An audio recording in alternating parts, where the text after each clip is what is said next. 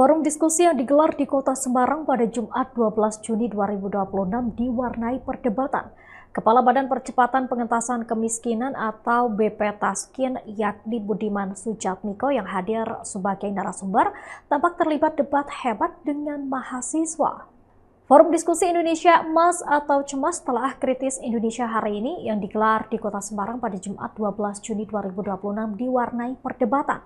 Kepala Badan Percepatan Pengentasan Kemiskinan Budiman Sujatmiko yang hadir sebagai narasumber tampak terlibat debat hebat dengan mahasiswa.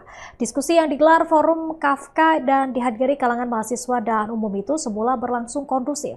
Namun suasana sempat berubah tegang saat sesi tanya jawab dibuka. Seorang mahasiswa yang mengaku pernah ditangkap dalam aksi Hari Buruh Internasional atau May Day di Semarang. Nada bicara mahasiswa itu semakin meninggi ketika menilai Budiman telah kehilangan sikap kritisnya terhadap pemerintah. Ia bahkan menyebut Budiman terjebak dalam hegemoni kekuasaan dan gagal memahami realitas yang dihadapi gerakan mahasiswa saat ini. Mahasiswa itu juga menuduh argumentasi Budiman banyak kekeliruan logika. Budiman pun mengkritik mahasiswa tersebut karena mengabaikan etika forum. Adu debat dan situasi panas pun sempat terjadi, bahkan keduanya tampak menaikkan suaranya dan saling menunjuk. Mantan anggota DPR RI itu menilai kritik yang disampaikan lebih banyak didorong oleh pengalaman personal dibanding upaya membangun solusi bagi masyarakat luas. Yang menegaskan pengalaman menjadi korban represi negara tidak boleh dijadikan legitimasi untuk merasa paling benar. Budiman kemudian membandingkan pengalaman mahasiswa tersebut dengan perjalanan hidupnya sendiri yang pernah dipenjara. Disebut victim mentality.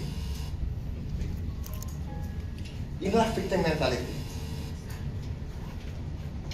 Apa kontribusinya bagi membangun peradaban?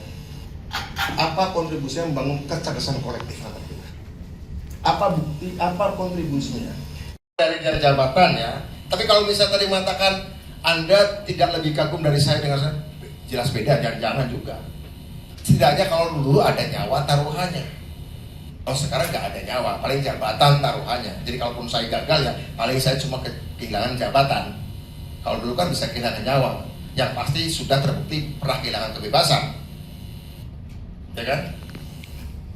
Ponis 13 tahun, cuma jalan 3,5 tahun. Dan itu pun tidak membuat Anda perlu mengagumi saya dan membuat saya merasa lebih hebat dari teman-teman. Enggak juga. Mungkin kalau Anda hidup dengan generasi saya, mungkin Anda akan lebih berani dari saya, lebih tinggi resikonya.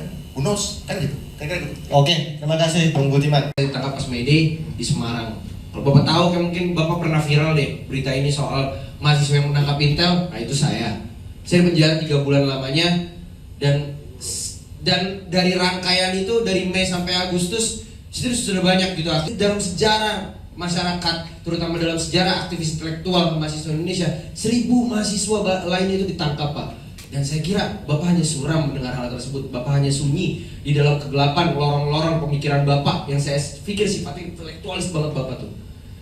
Ya saya tahu Bapak di sini diredam oleh negara, diredam dengan hegemoni negara. Kalau kata Michael Foucault, Bapak diredam oleh konflik wacana negara.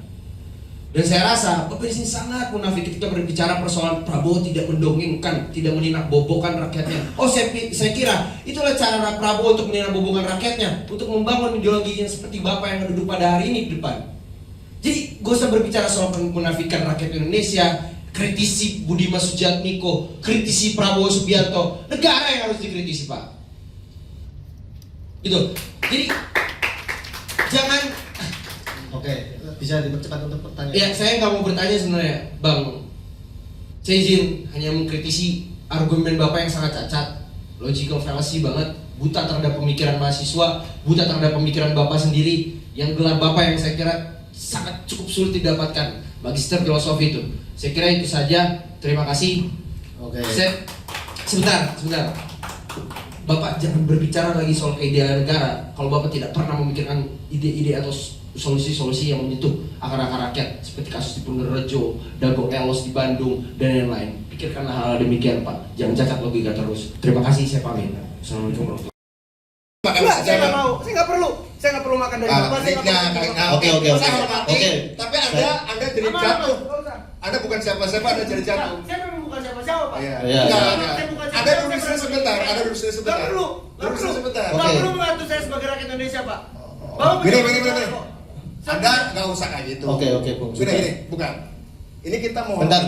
Ini orang-orang tertarik pada argumen Anda. Udah nggak masalah, tinggal kita diskusi di luar aja. Waktu Bapak kan sampai jam 4, hanya sampai jam 4 toh. Saya rakyat Indonesia yang kecil, saya masih banyak kegiatan di luar sana. Loh, abis ini Bang, Oke, Anda sudah. menghargai orang-orang, mereka tertarik pada argumen Anda. ya udah kita diskusi di luar karena pada saat ini sedang melaksanakan aksi demonstrasi Bapak. Saya ingin membawa demonstrasi. Ini orang-orang ini kan tertarik pada argumen Anda nih. Diskusi di luar. Saya Oke, kira sudah. Anda pernah ditangkap 3 bulan, tidak membuat Anda tidak memberikan Anda hak untuk berlaku, tidak menghormati forum. Itu aja. Anda tidak lebih hebat dari mereka. Memang. Anda tidak lebih hebat. Memang. Anda tidak lebih hebat. Oke, Anda tidak lebih hebat. Anda 3 bulan, Anda anggap untuk Oke, Anda oke, menghinakan mereka. Ya silakan pergi. Silakan pergi. Oke. Anda silakan pergi. Anda tidak lebih hebat hanya karena pernah ditahan 3 bulan. Oke. Anda tidak lebih hebat. Anda Oke. menghinakan forum ini. Oke, Bung. Saya mau bilang kayak gini, Iya. teman-teman. Saya mau cerita. Seperti ini. Jadi seperti ini. Inilah yang disebut victim mentality. Inilah victim mentality. Apa kontribusinya bagi membangun peradaban? Apa kontribusinya membangun kecerdasan kolektif antar kita? Apa kontribusinya bagi membangun kearifan untuk 280 juta orang? Persoalan eksistensialisme. Kita mau nih negara sebesar ini jadikan panggung curhat hanya karena pernah ditahan 3 bulan dan kemudian menganggap dirinya, keluhannya, curcolnya itu lebih penting daripada hak kalian untuk mendapatkan dialog yang konstruktif. Apakah memberi hak? Tidak. Saya pernah di forum 13 tahun penjara, saya tidak merasa lebih hebat dari teman-teman. Saya tidak merasa lebih hebat. Dia bicara tentang saya foya-foya. Dia bicara saya foya-foya. Saya adalah pejabat, 2 kali jadi DPR. Sekarang jadi pejabat menteri. Saya rumah pribadi pun saya nggak punya.